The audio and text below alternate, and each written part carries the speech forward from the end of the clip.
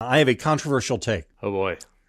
Donald Trump is the Republican best positioned to run on handle abortion in the post-Dobbs era because he is like Nixon going to China.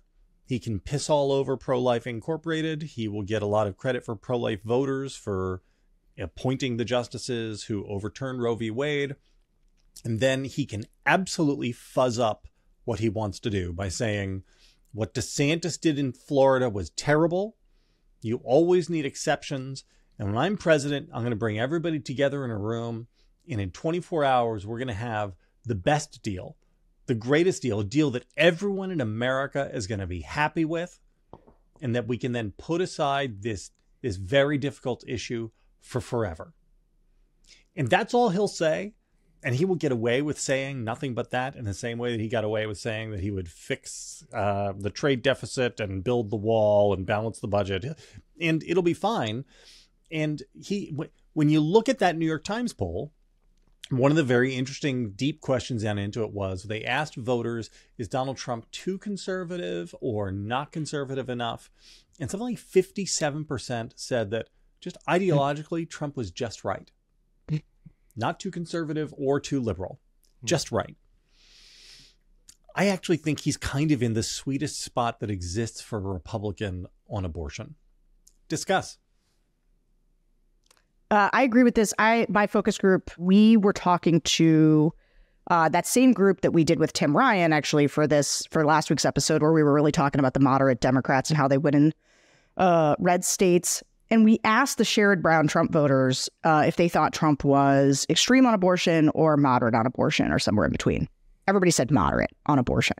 So I agree. He reads as a moderate. And this is like kind of actually an old Tim point that I've really adopted because I think it's true about the extent to which Trump codes as a social moderate. Like there's a bunch of sound in there for a bunch of these voters being like, he probably paid for abortions. Like we know that he just did this because he feels like he needs to cozy up to the evangelicals. Like they've got his number. They know what he's doing. And so like they don't either people like accept that he'll do the thing for them. Like he put people on the courts tactically, but they also don't believe that he'll go so far in the other way because they read him as a social moderate. Here's what I think. This is like the challenge for Democrats. Is Democrats are going to have to, I think, weave a story about Donald Trump that's totally doable, though, which is that you cannot trust this person. He is only about himself. And he is the one, like, they're going to have to say, like, he's the one who made the Roe v. Wade repeal happen. Like, they're going to have to hang those three justices around him. It's going to be a little tougher because it's not prospective, right? It's retrospective. You have to blame him for what he did, not what you think he will do. And that's always harder. You want to scare people about what he will do. But I think he is crazy and he will put other crazy people in charge who will do these extreme things. Like, I think you can get there. I just think it's not as straightforward and easy as with a DeSantis or somebody else. I basically agree with that with a caveat that another thing that the Democrats need to do that is a little harder than it would be for a DeSantis or whatever, but I think is doable, is pairing Trump with our new friend MAGA Mike Johnson. And I think that this is where, if we have liberal big donors listening, I think this could be a good project for an outside group right now. Is I think that defining Mike Johnson wants a federal abortion ban. The Republican Congress wants a federal abortion ban at, I'd have to go back and look. He has 3 different proposals, but that have basically no exceptions to them. And I think that, a concerted ad campaign that is, if Republicans, now you're going into Wisconsin, right?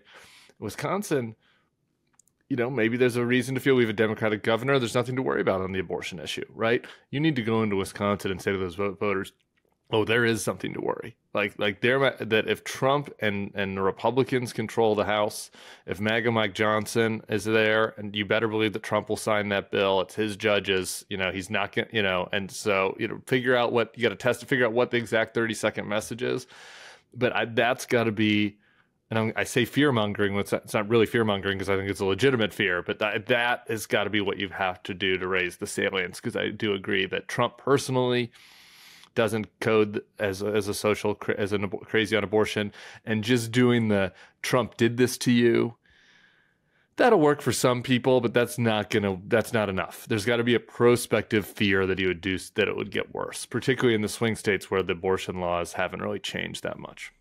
But and I kind of just say on the abortion thing too, to Tim's point, there's going to be a lot of local people on these. Like, I think that Democrats are going to have to think bigger, and by bigger I mean smaller and more localized, about not just about building a bottom-up coalition as opposed to a Biden-down coalition, which is putting abortion everywhere you can, right? Putting it on any ballot initiative, any place you can do it to help juice turnout. But like the problems that are showing up in the crosstabs of the polls around enthusiasm directly for Biden, the one way you can offset it is by getting people out on these issues in a more local way so that they will do sort of the reverse of what the Trump people will do. Like they will tick the box for Biden while they're in there, but they will also vote abortion. Like, this is how you get to young people. This is how you get people over whatever they're mad about with Biden and like actually have them turn out.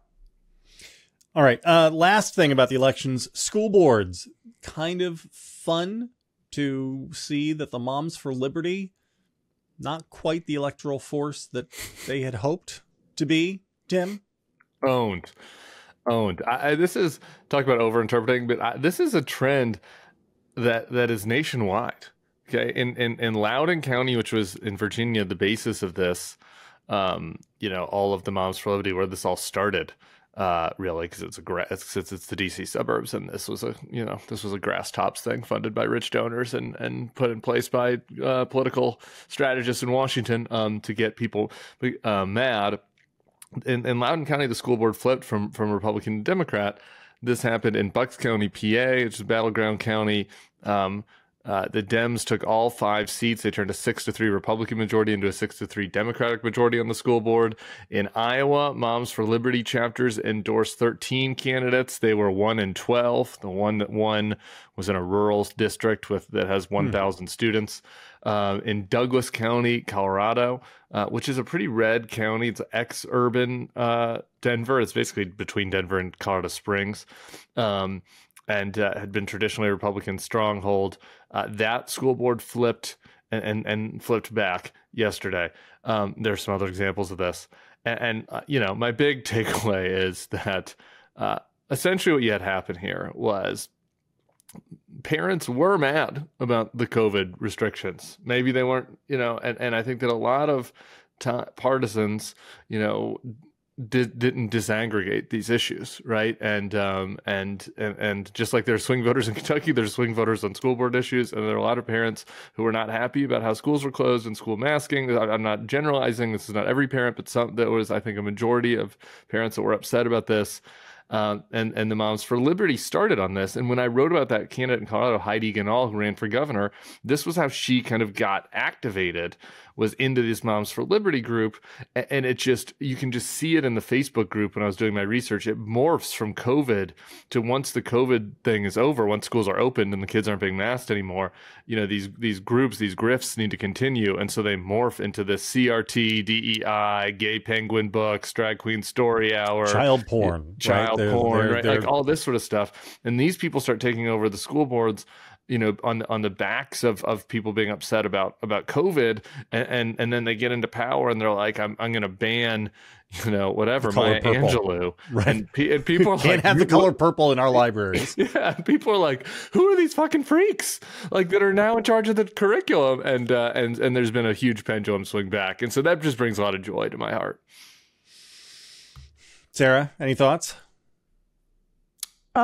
No, I mean, Tim covered that one well. It feels good. That one does feel good. And it happened all over the place. There was a lot of school boards swinging back. And I think that, I guess, to extrapolate it up, it's a little bit too of an explainer on why DeSantis also sort of failure to launch. I think this is just one of those things where people care about it some. And they might have a thing they're mad about here or there. But the reaction of pulling books off shelves, the reaction just of being annoying, honestly, look, my kids need to go to school and I don't have time for all this stuff. And they're going to read what they're going to read. I read that book when I was there, everyone settled down. It's a real overread. It's just the transgender stuff too. So Danica Rome in Virginia last night is now the first sort of Southern transgender candidate to win at a state Senate level. She's been in the House for a while.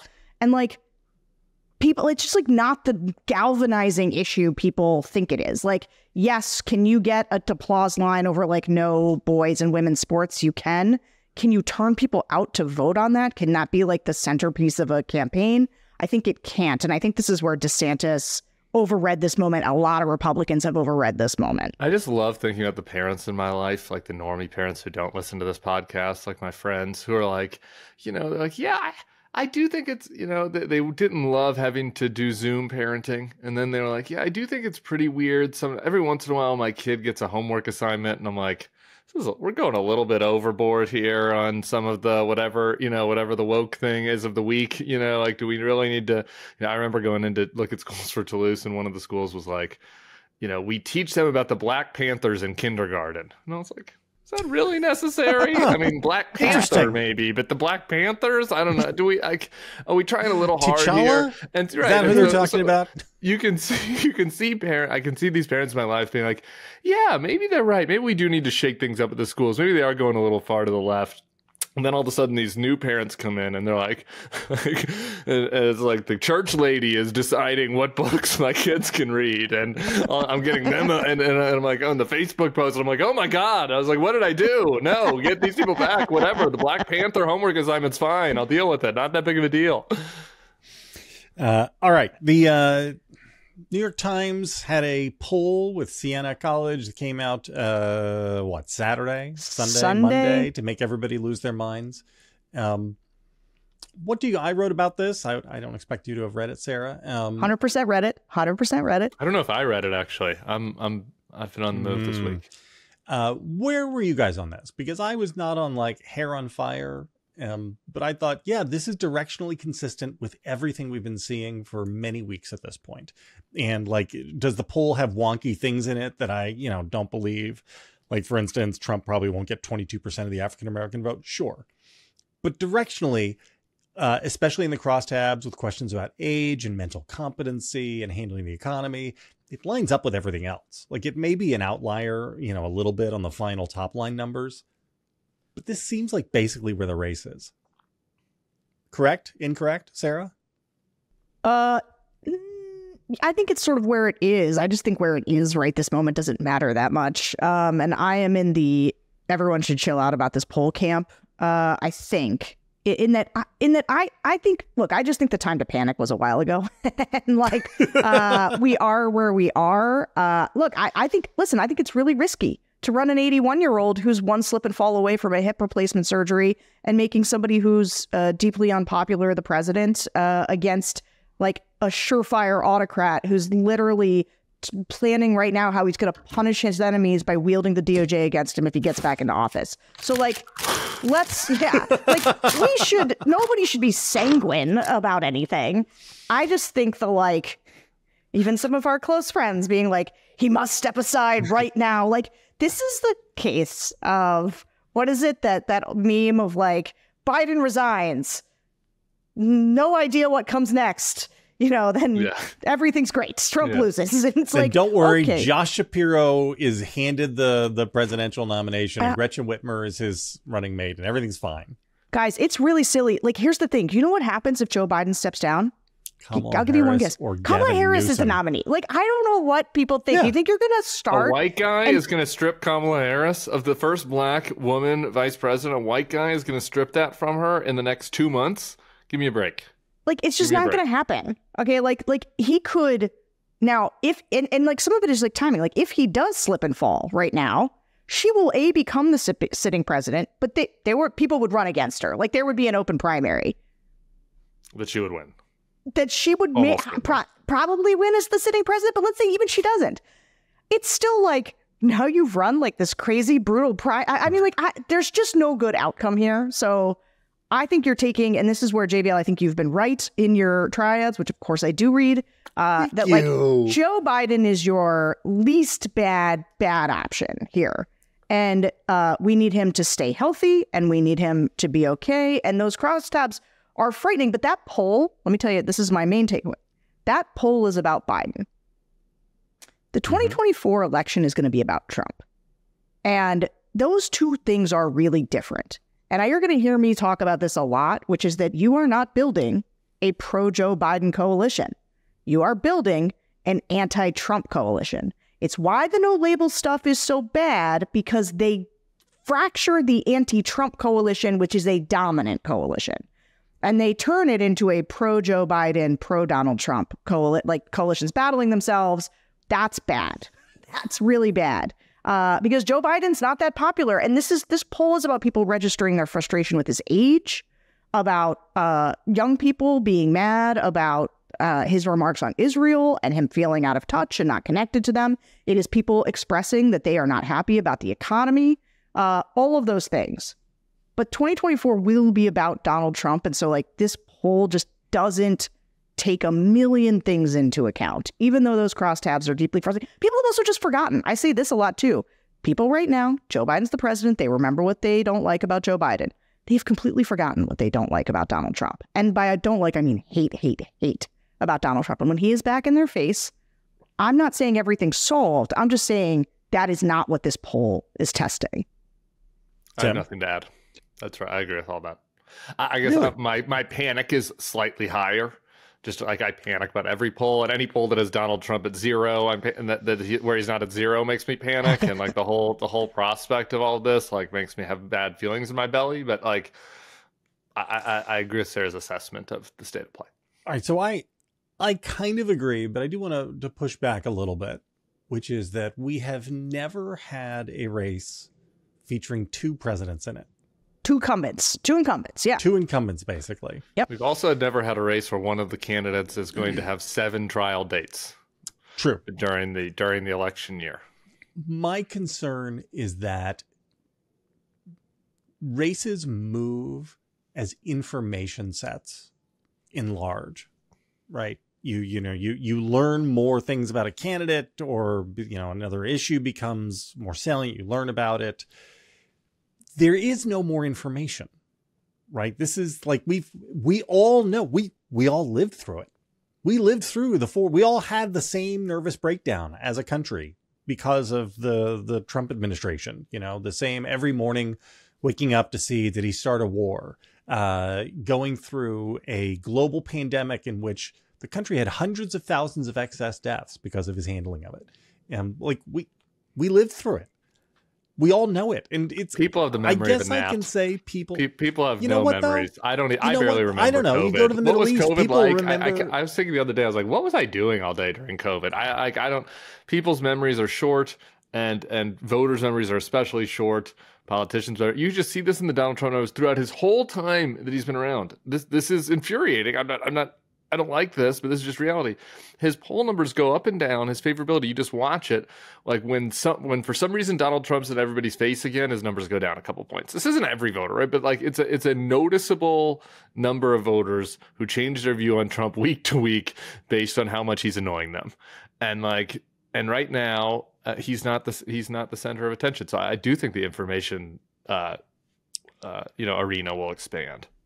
Can I just make a pitch here for why I like focus groups instead of polls? Yeah. Because while the polls measure these snapshots of these specific questions, which agree, there's a lot of frustrating things in the specific questions. Like, people view Biden as extremely old. Trump, who is 3 years younger, they do not think his age is a problem. People have, to Tim's point about memory, they have basically memory hold the bad economy from Trump's mishandling of COVID, and then put all the blame of the repercussions of COVID's economy on Joe Biden, right? Because he's the president. And that's bad, right? That's not good. Not great. And Joe Biden's got a tough pitch, right? Saying I kept us out of a recession and the economy's not as bad as it could be is not that's not a great pitch. But the focus groups measure the sense of urgency or the sense of top of mindedness of things, right? Because when you ask a question, somebody's like, oh, okay, here's how I feel about this thing. But the question is what's driving them emotionally at the time that they go into the ballot box? And the extent to which Trump will, I assume, have demonstrated a level of batshit craziness that will make Joe Biden look positively, I don't know, he could do the New York Times crossword puzzle in 5 minutes. I don't know. Yeah, right. Positively alive. Yeah. or something. And look, some of that's going to depend on Joe Biden too. I just think like we can't see right now. We can know that the age is a problem, and the age is really a problem. But Absolutely. he is up against a lunatic who we also know will not be able to hide that lunacy, and who will. And so, like, when the focus groups, if I could calm you with one anecdote, it is this. This happens all the time. Talk to a bunch of Democratic voters, and they are like, oh, Joe Biden's not really going to run again. Like, they still don't even know he's running, or like he's going to be the person. And they hate it. They don't want him to be the nominee. They're worried. They think every time he talks, they get scared that he's going to fall off the stage or lose his train of thought or not be able to get the words out. Okay, that's what people say. They talk about being afraid for him. And then you say, well, okay, well, what if he's head to head? And a bunch of them were like, I don't even know if I'll vote. And then you're like, well, what if he's going to be against Trump? And everyone's like, well, that's not going to happen again. And you're like, yeah, let's just say Trump's the nominee, going to be the nominee. Trump's the nominee. And everyone's like, oh, well, yeah, well, I got to vote. I got to get it. Can't have Trump be the nominee. So like, you know, I just think that you, JV, if you got to listen to these voters to get that sense of how checked out they are. Oh, I they have listened not to them. grokked these two people are running again, that we are rerunning this election. And when they do, the hatred of Donald Trump will be there, and that will matter. There's also a whole new set of voters. Like COVID, there's a whole bunch of people who have died, and then there's a whole bunch of new people who are coming into the vote who've like had no experience with Donald Trump. Like, for all they know, this like guy is, but like they're going to get introduced to the real Donald Trump here. And I suspect they will not like him when they do. Just me. Fingers crossed. We got to move on. I can't. Yeah. I'm starting to hyperventilate over here. Kim Reynolds, We need governor of Iowa, we need to put a formerly time clock very on how long popular we can governor talk of about. Iowa. You don't think that was, I was trying to make you feel better. It was no. I just the whole topic, like the whole like. There's a poll where Donald Trump's beating Joe Biden. I can only do like 8 minutes of that per week. I just I just need to ration it out.